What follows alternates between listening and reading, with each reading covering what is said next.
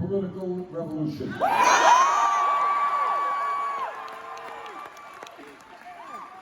Thank you all very much for coming out. Let me thank Band Larry's for their music.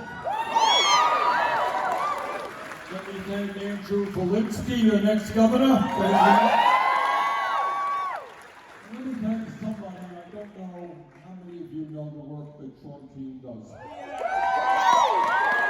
Some of you I know do, and many of you don't. But when we talk about the need to reform a racist and broken criminal justice system, at the lead of that movement for many, many years has been Sean. And I just want to thank him for all the work that he does.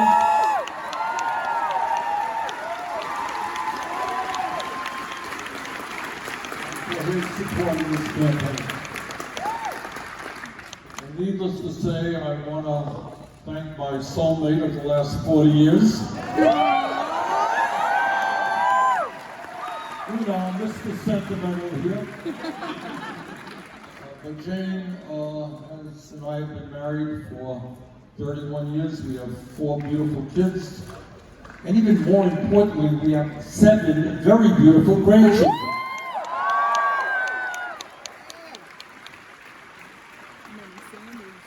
Jane and I worked together from way back when, and here we are tonight. And where we are is an unprecedented moment in American history. I'm very proud to tell you that last night in Iowa, we received more votes on the first and second round than any other candidate.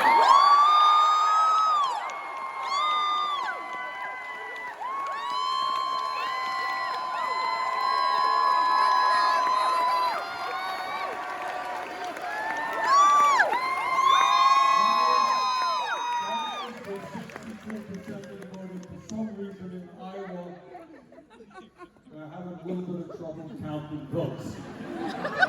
But I am confident that here in New Hampshire, I know they'll be able to count your votes on election night. And when you count those votes, I look forward to winning here in New Hampshire.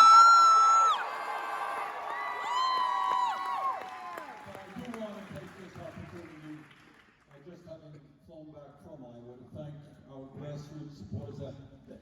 Just as the case here in New Hampshire, they have knocked on hundreds of thousands of doors, and that is how you win elections. So to our friends in Iowa, thank you, and to the extraordinary volunteer team we have here in New Hampshire, thank you. That's why we are.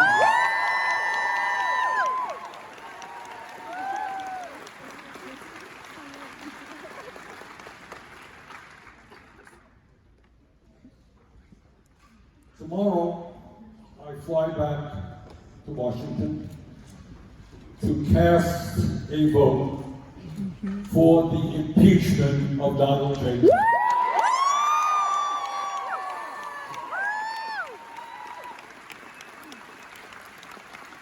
And I do that without any joy in my heart. This is not a happy moment for anybody, no matter what your political views may be. But the truth is, if the Senate does not vote to impeach Trump, and I do not believe the Senate will vote to impeach Trump, what it will set is a precedent for future presidents to the end of time.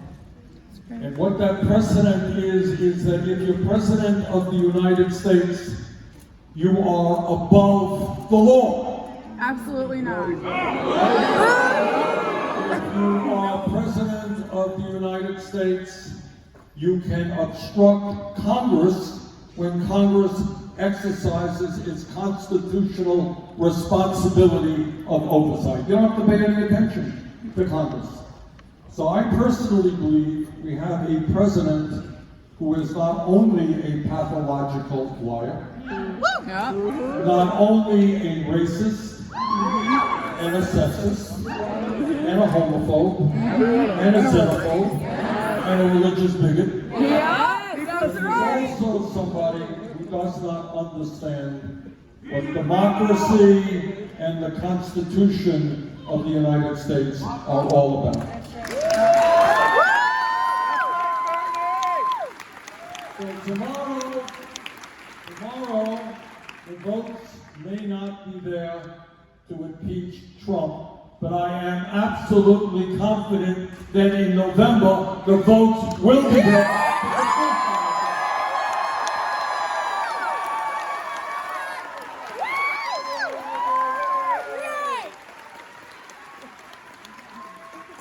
And with your help, next Tuesday, we begin and continue the process of winning here in New Hampshire, going on to Nevada, going on to South Carolina, going on to California, to win those states, become the Democratic nominee, and have the privilege together of defeating the most dangerous president in the United States.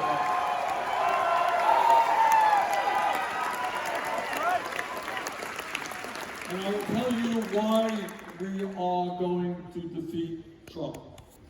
We're going to defeat Trump because Trump believes that his political future lies in dividing the American people up based on the color of our skin, or where we were born, or our religion, or our sexual orientation, or even our gender. That's what he believes. Well, we got bad news for him, because that is not what the American people believe.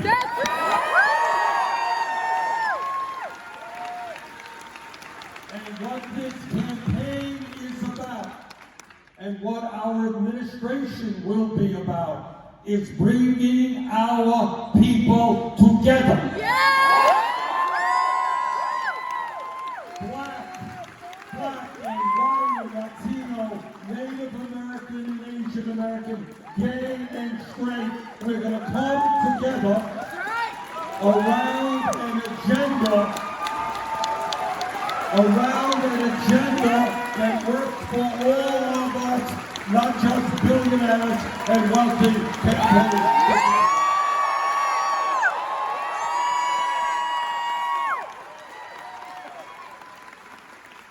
We are going to win this election because the American people understand that at a time of massive income and wealth inequality, when 3 people own more wealth than the bottom half of American society, you do not give tax breaks to billionaires.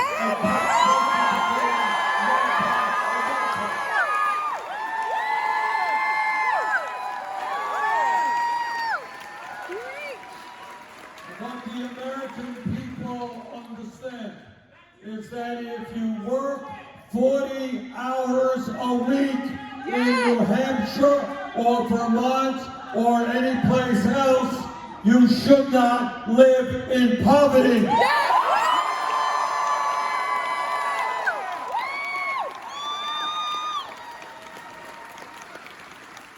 And that is why together we're going to end the absurdity of millions of our people trying to get by on 10, 11, 12 bucks an hour. You can't do that. We're going to raise the federal minimum wage to 15 bucks.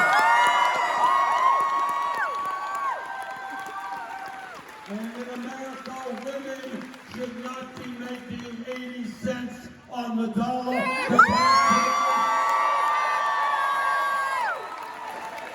Not a radical idea to say equal pay for equal work.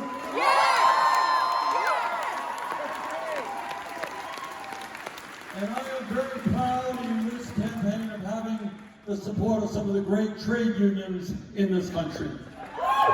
And the reason for that is I believe in the trade union movement. We are going to make it easier for workers to join unions.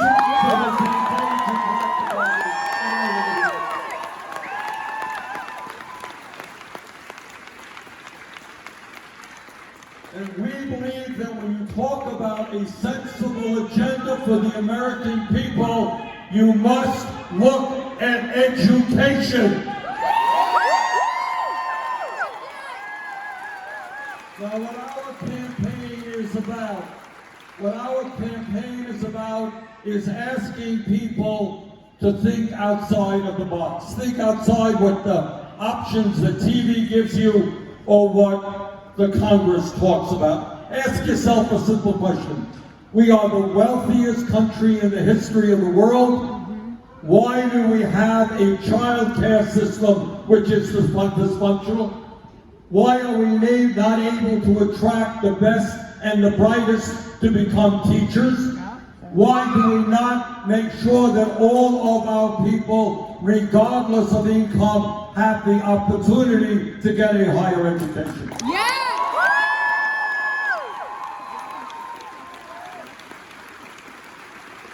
That is the question. That is the question. Let me give you the answer. The answer is that in the wealthiest country in the history of the world, our administration will bring forth universal, high-quality child care.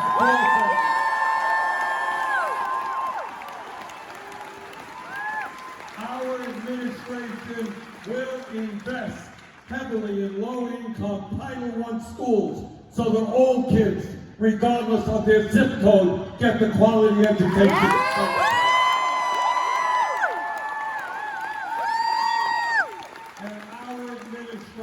Believes that all of our people have the right to get a higher education, either college or trade school, regardless of their income, which is why we're going to make public colleges and universities tuition free.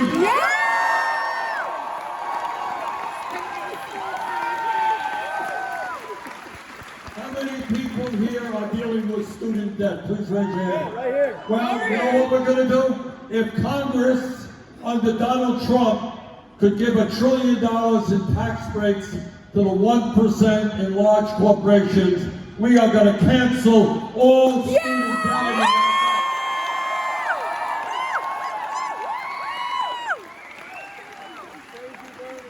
And we're going to do that with a modest tax on Wall Street speculation. Now, some of you may remember that 11 years ago, the crooks on Wall Street nearly destroyed our economy. We bailed them out. Now it is their time to bail out the economy.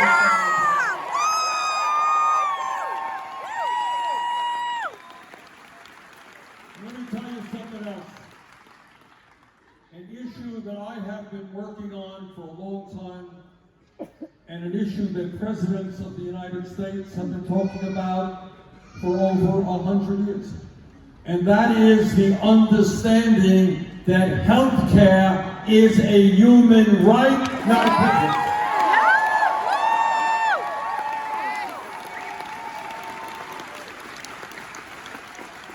And that is to understand that today in America, we are spending twice as much per person on health care as do the people of Canada or any other major country. We're spending $11,000 for every man, woman, and child. You would think with all of that money, we'd have the greatest healthcare system in the world, right? Everybody goes to the doctor whenever you want, you don't have to worry about it. That's not the case. We are spending a fortune, and yet 87 million Americans are uninsured or underinsured. 30,000 Americans die each year because they can't get to a doctor when they should. And 500,000 people go bankrupt. Now, I want you to put that into your heads. 500,000 people go bankrupt because of medically related bills. Can you believe, just stop and think about the cruelty of a system in which we spend far more per person than any other country, and yet somebody gets diagnosed with cancer.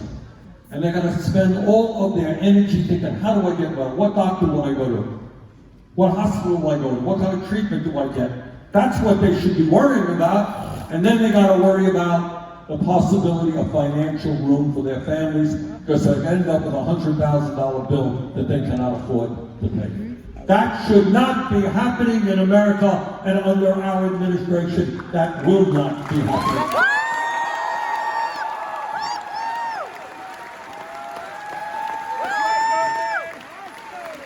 And I'll tell you something else, something that the people of New Hampshire are more than familiar with.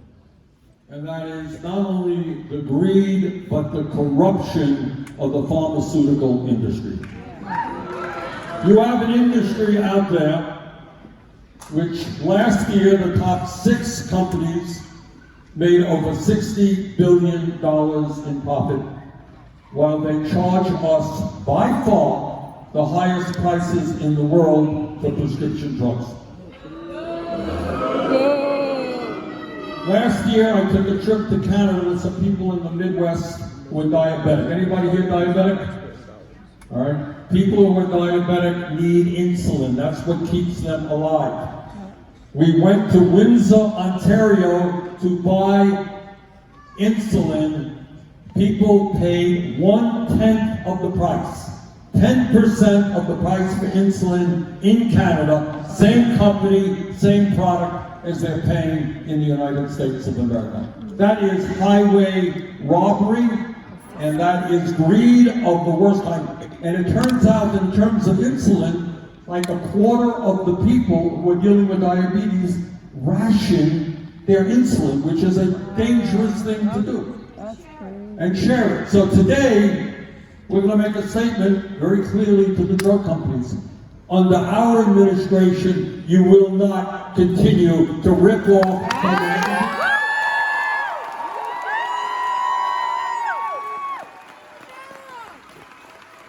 And I know that all over the country, we are experiencing an opioid epidemic. And I know that epidemic has hit Vermont badly, it has hit your state even worse. And know this, that the opioid manufacturers understood that what they were promoting was addictive and was killing people. And you know what they did when they learned that? They hired more salespersons to sell more product, to cause more addiction, to kill more people. That is criminal, and we will address that in the right.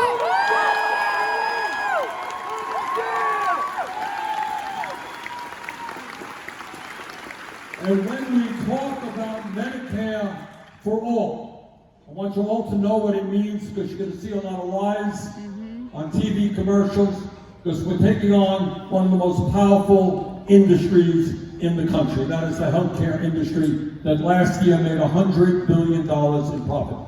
This is what Medicare for all means. And it's not a radical idea, because in one form or another, it exists in every other major country on earth. On the Medicare for all, no more premiums. Not for you, not for your employer. On the Medicare for all, no more co-payments. Too many people don't have the $50 or the $100 they need to get into the doctor's office because of that co-payment. And on the Medicare for all, we're going to end one of the most absurd concepts that I have ever heard. We take it for granted, but it is crazy. And that is the concept of the deductible.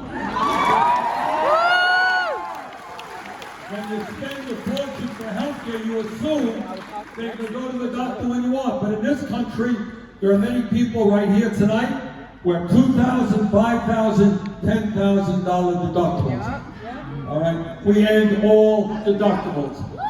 On the Medicare for all, because we're going to lower the cost of prescription drugs, nobody will have to pay more than $200 a year for the medicine that they need.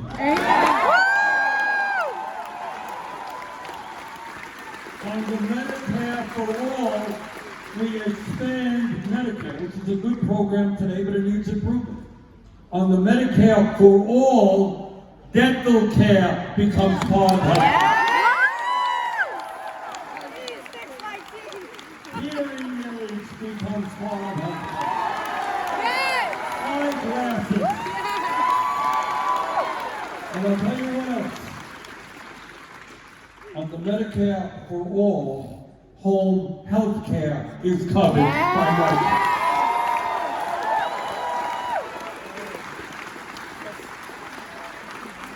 For over 100 years, going back to Teddy Roosevelt, going back to FDR in the 30s and the 40s, going back to Harry Truman, JFK, Lyndon Johnson, Jimmy Carter, even Richard Nixon, Obama, people have been talking about health care for all. What we will do in the first week of our administration is introduce Medicare for all legislation, and we will finally, after 100 years of talk, pass legislation.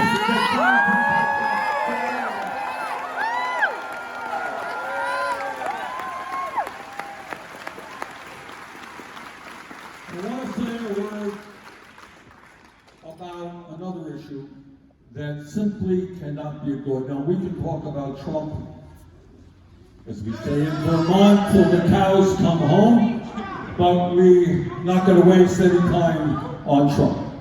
But this is what I will say.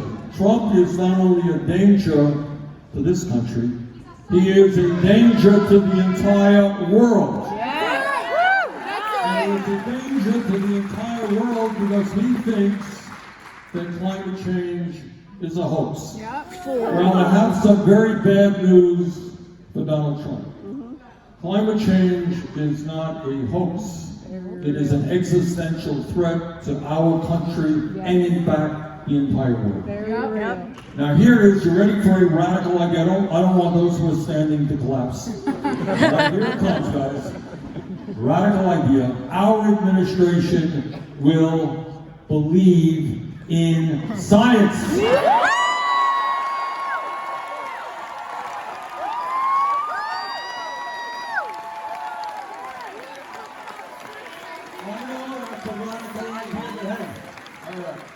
What does that mean? What it means, and I mean this with utmost seriousness and fear, what the scientists are telling us today is they have underestimated the degree and severity in which climate change is wreaking havoc on our country and the entire world. They have underestimated the speed in which the polar ice caps are melting and the oceans are warming and the seas are rising.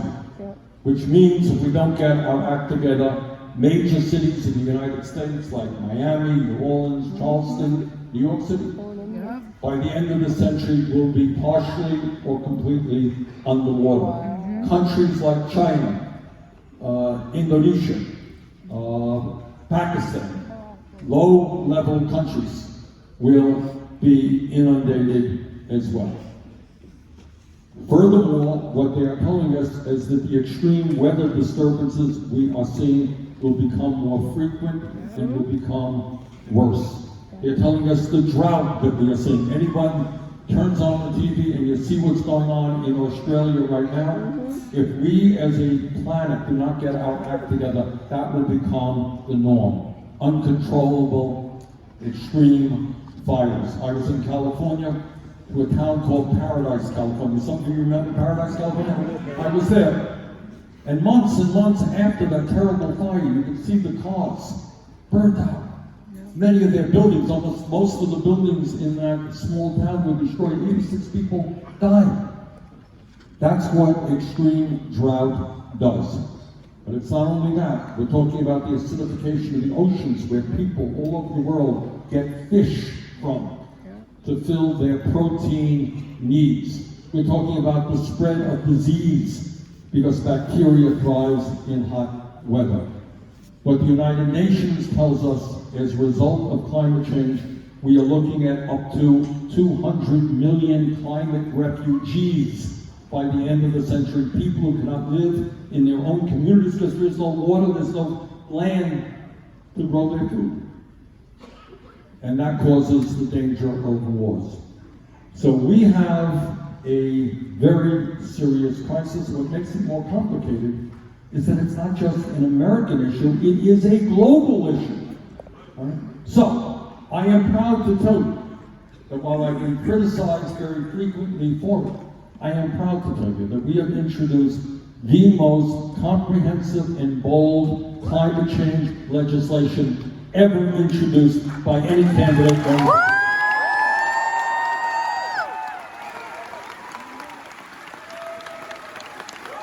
It is based on the principles of the Green New Deal. And essentially what it does, as fast as we humanly can, is to transform our energy system away from fossil fuel to energy efficiency and sustainable energies. And when we do that, we can create up to 20 million good-paying union jobs.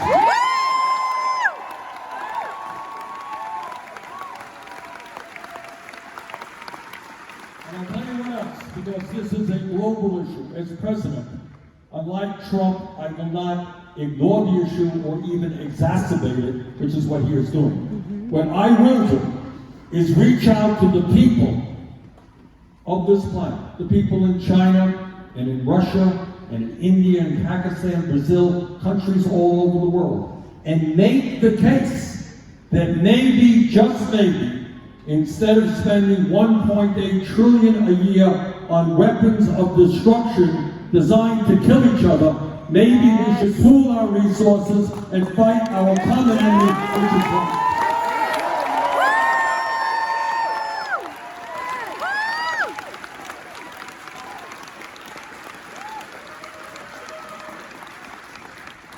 Bottom line here is we have, and I speak as a grandfather of 7 beautiful kids, we have a moral responsibility to make sure that we leave this planet to our children, grandchildren, and future generations in a way that is healthy and is happy. Yes.